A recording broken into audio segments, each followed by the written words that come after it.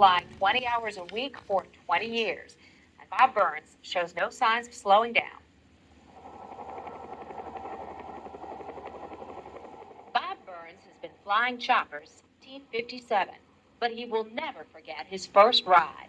He asked me what my initials are. I said, they're RJB. So we went to a little sand flat in a river, and he scratched out my initials just as pretty as you can please. RJB, and I just thought, there's something wrong with this guy. There's nobody can do that. Since that time, Burns has done his share of fancy flying. But these days, he logs most of his time with Duke Power employees as they inspect power lines from the air.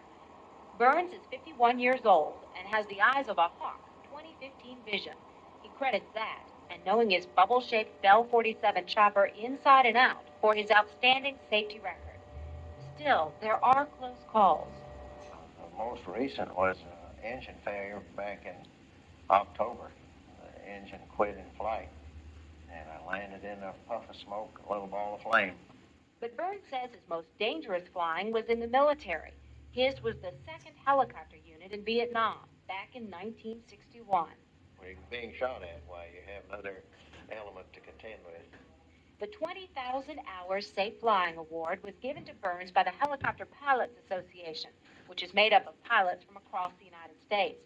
Chopper pilots are a rare breed, their own heroes, their own legends. The early pioneers didn't have an instructor pilot with them. They were just tethered to the ground. And the more confidence they got, the longer they had to tether, so they could gain a little more altitude.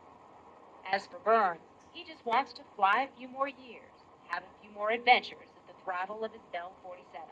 If it's a pretty day and the winds are light and the machine's running good, why, I'm just as happy as can be to get up there and fly around. He says he thinks he can fly at least 10 more years. Oh, sure, I would think 20. Yeah, I would bet. Well, let's hope the weather is pretty for Bob Burns.